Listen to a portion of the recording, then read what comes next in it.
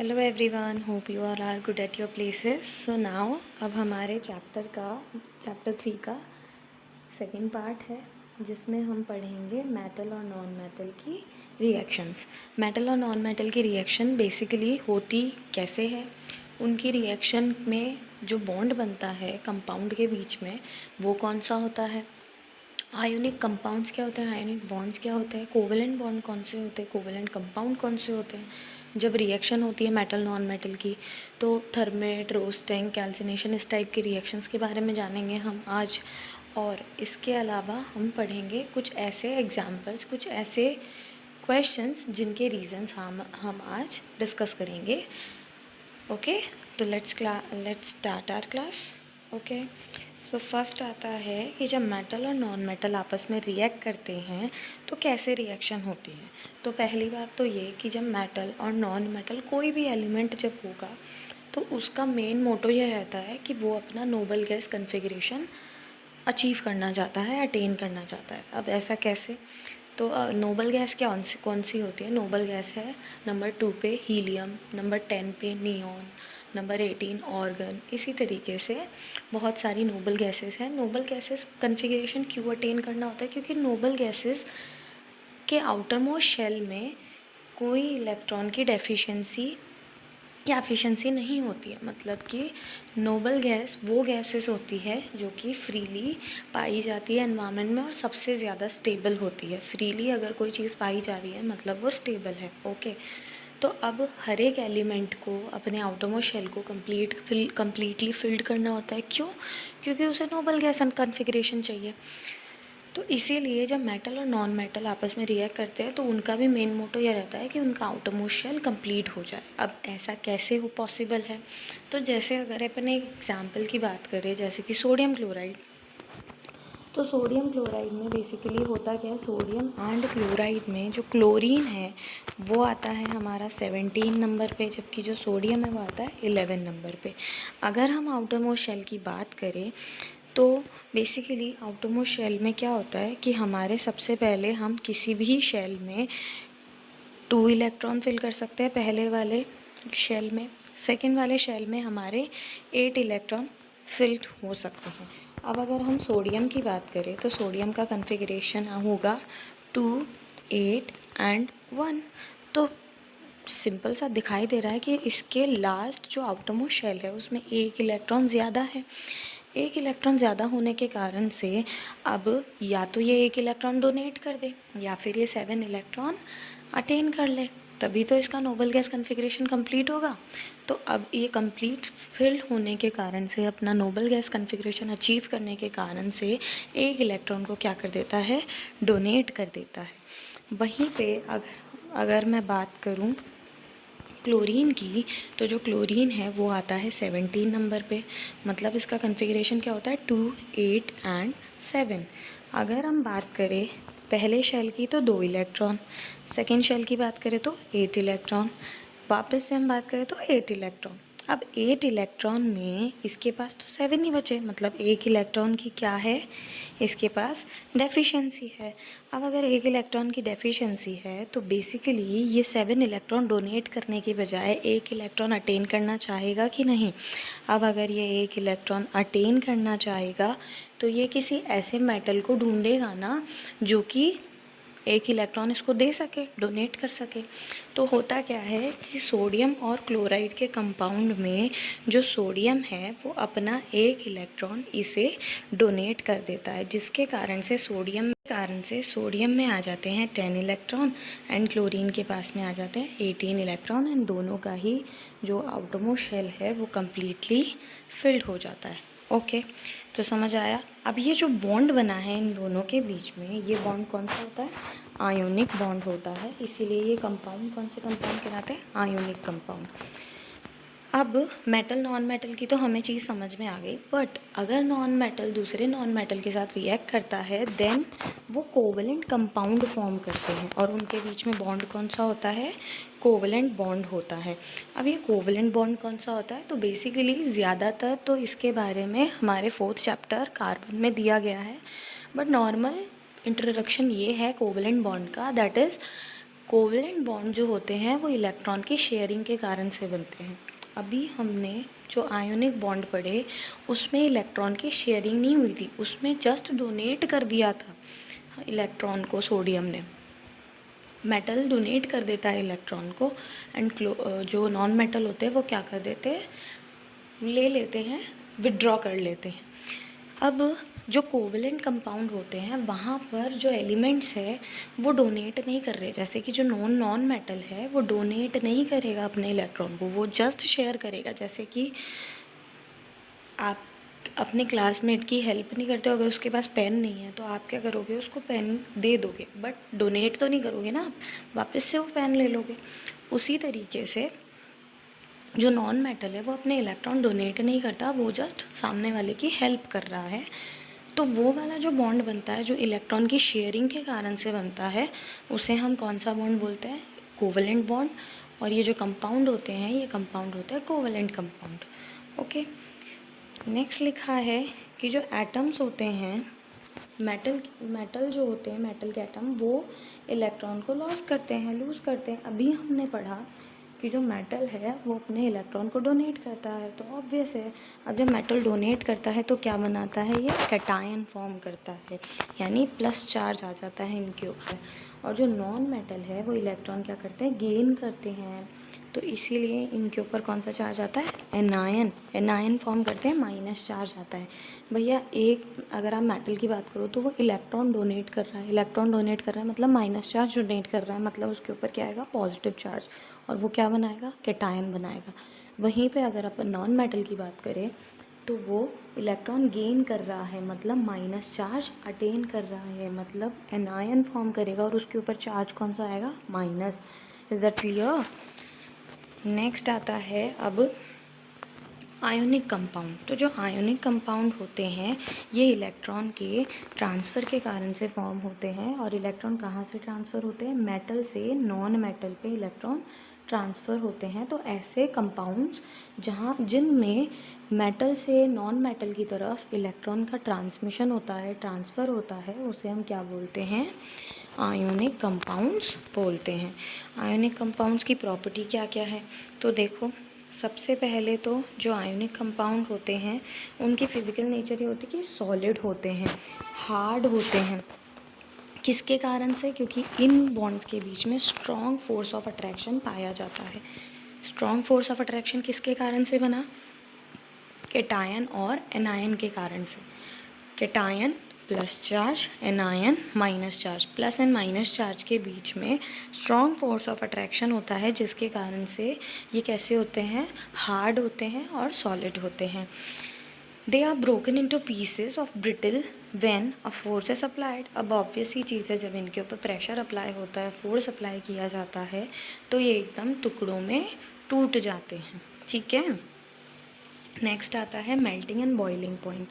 Melting और boiling point क्या है, तो जो आयनिक कंपाउंड्स होते हैं, अब आप खुद सोचो, अगर ये हार्ड है, अगर इनके ऊपर स्ट्रॉन्ग फोर्स ऑफ अट्रैक्शन है, तो इनका जो BPMP होगा, जो boiling point and melting point होगा, वो हाई ही होगा ना, क्योंकि ये कैसे हैं, स्ट्रॉन्ग फोर्स ऑफ अट्रैक्शन से मिल करके बने हैं। तो इनका जो कंपाउंड्स का जो मेल्टिंग और बॉइलिंग पॉइंट होता है वो कैसा होता है, हाई होता है, क्योंकि इनके बीच के स्ट्रॉन्ग फोर्स ऑफ अट्रैक्शन को तोड़ने के लिए बहुत ज़्यादा मात्रा में क्या चाहिए, एनर्जी रिक्वायर्ड होती है। नेक्स्ट आता है अब हमारा सॉल्युबिलिटी। तो जो इलेक्ट्रोवेलेंट कंपाउंड होते हैं वो सॉल्युबल होते हैं वाटर में और इनसॉल्युबल होते हैं सॉल्वेंट में, जैसे कि केरोसिन एंड पेट्रोल। इलेक्ट्रोवेलेंट क्यों, मतलब कि इलेक्ट्रॉन की डोनेशन के कारण से बने हुए जो बॉन्ड होते हैं उन्हें इलेक्ट्रोवेलेंट कंपाउंड्स बोलते हैं। तो ये वाटर में तो सॉल्युबल होते हैं, बट सॉल्वेंट जैसे कि केरोसिन और पेट्रोल हैं उनमें क्या होता है, इनसॉल्युबल होते हैं। ओके, नेक्स्ट आता है इलेक्ट्रिसिटी का कंडक्शन। तो जो आयनिक बॉन्ड्स होते हैं, आयनिक कंपाउंड्स जो होते हैं वो किसके कारण से बने हैं, पार्टिकल्स के कारण से बने हैं, चार्ज पार्टिकल्स के कारण से बने हैं, प्लस और माइनस के कारण से बने हैं। तो इनकी जो इलेक्ट्रिसिटी होती है वो कैसे होती है, कंडक्शन की पावर अच्छी खासी होती है, इलेक्ट्रिसिटी कंडक्ट करवाते हैं, बट ओनली मोल्टन स्टेट में करवाते हैं, सोल्यूशन टर्म में, सॉलिड टर्म में नहीं। क्यों? क्योंकि सॉलिड टर्म में प्लस और minus strong force of attraction से बंधे हुए हैं, उनमें फ्री आयंस नहीं पाए जाते, जबकि अगर आप सॉल्यूशन या मोल्टन फॉर्म में लोगे तो उनमें फ्री आयंस पाए जाएंगे, और फ्री आयंस ही तो इलेक्ट्रिसिटी कंडक्ट करवाते हैं।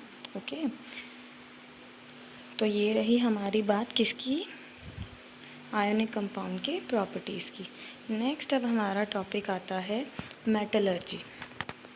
मेटलर्जी एक तरीके से टर्म यूज़ की जाती है मेटल को एक्सट्रैक्ट करने की प्रोसेस को। ओके, तो मेटल हमारे नेचर में बहुत सारे फॉर्म्स में पाए जाते हैं। उनमें से जब ओर में से आप किसी भी मेटल को एक्सट्रैक्ट करने की जो प्रोसेस होती है और फिर उसको रिफ़ाइन करने की जो प्रोसेस होती है, उसको हम क्या बोलते हैं? मेटलर्जी बोलते हैं। जो गोल्ड, सिल्वर और प्लैटिनम एंड कॉपर है वो हमारे फ्री स्टेट में पाए जाते हैं नेचर में। Enrichment of ore, the removal of sand, gravel etc. from ore is called enrichment of ores। ठीक है, नेक्स्ट आता है इनकी प्रोसेसेस। फर्स्ट आती है हमारी कैल्सिनेशन। तो कैल्सिनेशन एंड ये जो नेक्स्ट रोस्टिंग जो प्रोसेस है ये बहुत ज़्यादा इम्पॉर्टेंट है, एग्जाम में बहुत बार पूछी जाती है। कैल्सिनेशन क्या? तो the process of excess heating the metal carbonate and hydrated oxide और in presence of limited air. ये ध्यान रखने वाली बात है, लिमिटेड एयर में होती है और किस में कन्वर्ट हो जाते हैं? ऑक्साइड में। इसको हम क्या बोलते हैं? कैल्सिनेशन। मतलब कि आपने मेटल कार्बोनेट लिया, देन उसको मेटल कार्बोनेट या फिर हाइड्रेटेड ऑक्साइड को लिया आपने और फिर उसको लिमिटेड एयर में किस में कन्वर्ट करवा दिया? ऑक्साइड में कन्वर्ट करवा दिया। तो इस प्रोसेस को हम बोलते हैं कैल्सिनेशन। क्या लिया आपने? कार्बोनेट लिया और लिमिटेड एयर की प्रेजेंस में उसको क्या करवा दिया? ऑक्साइड में कन्वर्ट करा दिया। इस प्रोसेस को हम बोलते हैं कैल्सिनेशन। तो याद रखो CC से। ओके, नेक्स्ट आती है हमारी रोस्टिंग। रोस्टिंग क्या?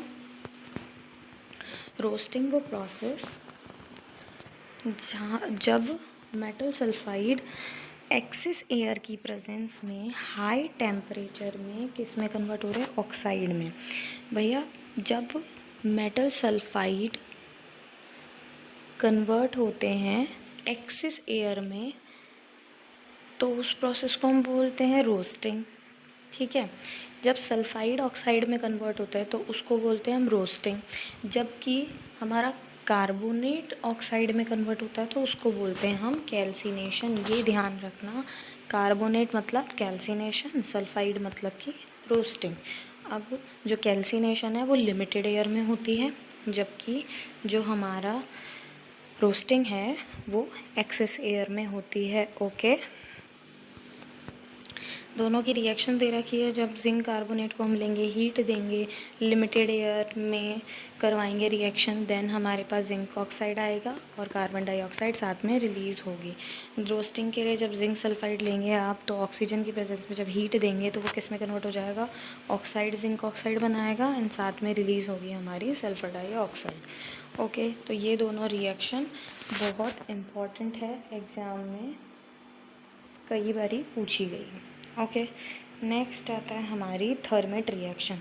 Thermite reaction is the highly reactive metal such as sodium, calcium, aluminium etc. are used as reducing agent because they can displace metals of lower reactivity from their compounds।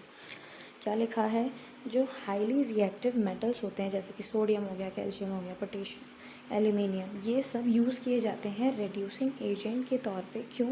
क्योंकि ये ना अपने से lower reactivity metal वाले metals को displace कर देते हैं उनकी जगह से। Already we have studied that कि रिएक्टिविटी सीरीज़ होती है जिसमें से जो जिसकी सबसे ज़्यादा रिएक्टिविटी होती है वो अपने से कम रिएक्टिविटी वाले एलिमेंट को, मेटल को डिस्प्लेस कर देता है उसकी जगह से। फर्स्ट चैप्टर में भी हमने displacement and double displacement reaction पढ़ी। थर्ड चैप्टर में हम लोग रिएक्टिविटी सीरीज़ पढ़ चुके हैं। तो ओके, तो ये जो हाईली रिएक्टिव मेटल्स होते हैं ये अपने में से लोअर रिएक्टिविटी वाले मेटल्स को डिस्प्लेस कर देते हैं। इसी चीज़ के कारण से इनको रिड्यूसिंग एजेंट के तौर पे यूज़ किया जाता है कंपाउंड्स में। तो ये जो डिस्प्लेसमेंट रिएक्शन होती है बहुत ज़्यादा हाईली एक्सोथर्मिक होती है, तो जो अमाउंट ऑफ हीट इवॉल्व होती है वो बहुत ज़्यादा लार्ज होती है, जो कि मेटल्स को किस में प्रोड्यूस करती है, मोल्टन स्टेट में। मोल्टन स्टेट मतलब सोल्यूशन फॉर्म में। तो अब हाईली एक्सोथर्मिक रिएक्शन है तो वो हमारे मेटल को किस में कन्वर्ट कर देगी, सोल्यूशन फॉर्म में कन्वर्ट कर देगी। जैसे कि आयरन थर्ड ऑक्साइड Fe2O3 की अगर आप रिएक्शन देखें तो वहाँ पर एल्यूमिनियम के साथ अगर आप इसकी रिएक्शन देखोगे तो रेलवे ट्रैक को या क्रैक्ड मशीन पार्ट्स को जोड़ने के लिए इसका यूज़ किया जाता है।